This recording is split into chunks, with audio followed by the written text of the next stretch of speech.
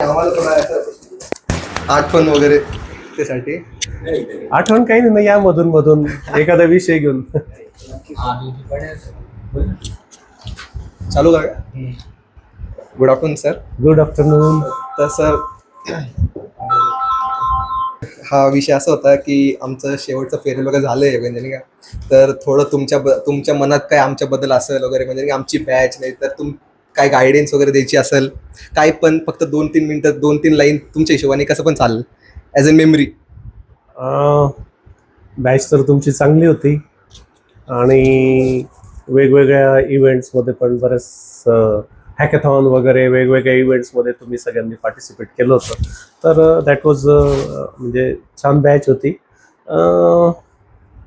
आता तुम्हाला सजेशन द्यायचं म्हणजे याच्या पुढे तुम्ही जे इंडस्ट्रीत जाल, कामं वगैरे कराल किंवा हायर एज्युकेशनला जाल तर आपण कोऑपरेटिव्ह राहिलं पाहिजे सगळ्यांबरोबर. म्हणजे तुम्ही कोऑपरेटिव्ह नाही असं माझं म्हणणं नाही, पण आपला एखादा समजा टीममेट असेल तो थोडा वीक असेल तर आपण त्याला थोडीशी मदत केली पाहिजे. त्याचं थोडं काम जरी करून दिलं तर काही बिघडत नाही, की याला पण पगार मिळतो मी याचं का करू असं करण्यापेक्षा त्याला थोडं सपोर्ट दिला तर तो काही दिवसात तो सर्वाईव्ह होऊ शकतो. पण आपण मदत नाही केली तर कदाचित टीमच्या बाहेर जाऊ शकतो आणि अशा पद्धतीने एक नेटवर्क तयार होतं.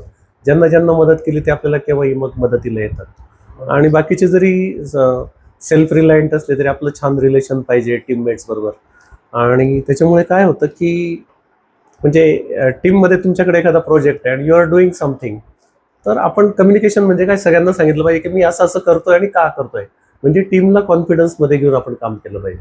नाहीतर आपण आपलं काहीतरी करतोय आणि मग थोडंसं त्याच्यामुळे असं त्यापेक्षा सगळ्यांमध्ये आपलं प्रॉपर कम्युनिकेशन असलं तर एन्व्हायरमेंट चांगलं राहतं, वर्क कल्चर, आणि मग तुम्हालाही ते काम करायला छान राहील. आणि रोज आपल्याला तेवढे ते जे आपले 8-10 कलिग्स असतात त्यांच्यावर काम करायचं असतं. तर रिलेशन चांगले असले तर आपल्याला कामात पण उत्साह असतो की हे सगळे माझे फ्रेंड्स आहेत आणि यांच्याबरोबर काम करायचं आहे तर ते मजा पण येते. तेच काही वादविवाद झाले तर मग थोडंसं नाराजी असली की काम करायला पण आपल्याला त्रास होतो, म्हणजे इच्छा होत नाही कामावर जायची. पण तेच छान आपलं सगळं environment is good, then you will work happily. आणि सर आता जसं की बरेचशी मुलं जॉब नाही त्यांच्याकडे, हो तर काही पीई साठी वळत आहेत आणि काही तर मास्टरसाठी बाहेर जायचं ट्राय करत आहे. तर त्यावर तुमचं काय मत आहे की काय कसं करायला पाहिजे घरी बसण्यापेक्षा? नाही, ट्रेनिंग जर कधी आपण घेतलं प्रॉपर तर भरपूर जॉब ऑपॉर्च्युनिटीज आहेत. आणि मी तर म्हणेल फक्त TCS वर जरी फोकस केलं ना, TCS, NQT, IOS आणि अजून एक तिसरी एक्झाम आहे, त्याचं जरी प्रॉपर सिलेबस दरवेळचे क्वेश्चन्स पाहिले, क्रॅक केलं तर आपल्याला म्हणजे 9.2, 7.2 एवढे तर मिनिमम पॅकेजेस आहेत. आणि इवन म्हणजे माझं म्हणणं असं आहे की student should not look towards the package. सगळ्यात महत्त्वाचं आपल्याला एक्सपिरियन्स मिळणं. एक्सपिरियन्सच्या बेसिसवर खूप मोठे मोठे पॅकेजेस पुढे मिळतात. आपल्याकडे एक खूप ॲक्टिव्ह स्टुडंट होता, एक क्लब चालवायचा, त्याला फक्त नाशिकमध्ये 3.5 लाखाचं पॅकेज मिळालं होतं. पण विदिन 10 months ही गॉट 13.5 आणि तो इमिडिएटली मुंबईत मग शिफ्ट झाला. तर अनुभवच महत्त्वाचा आहे, आपल्या हातात अनुभव पाहिजे, then you can get any package is not a issue. Sir तुम्हाला काय वाटतं लक फॅक्टर आहे का नाही आपल्या याच्यामध्ये?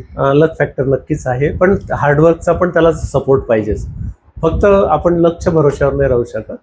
हार्डवर्क अलॉंग विथ युअर लक नक्कीच आहे, त्याबद्दल काही शंका नाही. कारण क्वेश्चन्स हे रॅन्डम येतात आणि नेमकं तुम्हाला माहीत असेलच त्यांनी छान विचारलं, तुम्ही छान उत्तर दिलं, सिलेक्शन होतं. बरोबर सर. आणि सगळ्यात महत्त्वाचं मला तुम्हाला सगळ्यांना एकच सांगणार राहील, म्हणजे माझा एक अनुभव आहे की जीवनाचा, follow the ethics and you will be never in problem. तर मी तरी आयुष्यात नेहमी इथिक्स फॉलो करतो.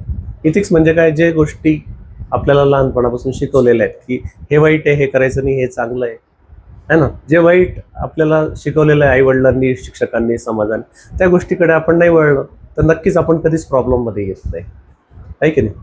हो सर. चालेल सर. थँक्यू. धन्यवाद सर. खूप छान वाटलं तुमच्यासोबत बोलून. त्याचं काय करणार तुम्ही आता? काय नाही सर, आता बर्थडे सर सोबत आम्ही बोललो, मग आता तुमच्याकडून बोललो, त्या व्हिडिओ वगैरे जॉईन ॲज अ मेमरी आमच्याकडे ठेवणार आहे ते. चालेल सर, नक्की सर. चालेल, थँक्यू सर. हाँ साइन देना सर. तो गाइस ये थे हमारे HOD सर. तो HOD सर के जो भी हमको गाइडेंस वगैरह दी, हम वो फॉलो वगैरह करेंगे. एथिक्स के बारे में बात करी उन्होंने, ठीक है.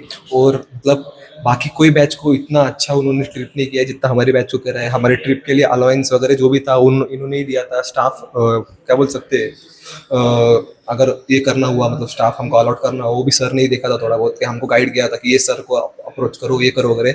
तो मतलब एचओडी सर के बारे में बोले, मतलब जितना लोगों ने बताया था कि वो ऐसे वगैरह है रहेंगे वगैरह, लेकिन हमारे को बहुत अच्छा लगा। मतलब हमारे साथ हमारा ट्रीटमेंट बोले देखा जाए तो बाकियों से बहुत बेटर था।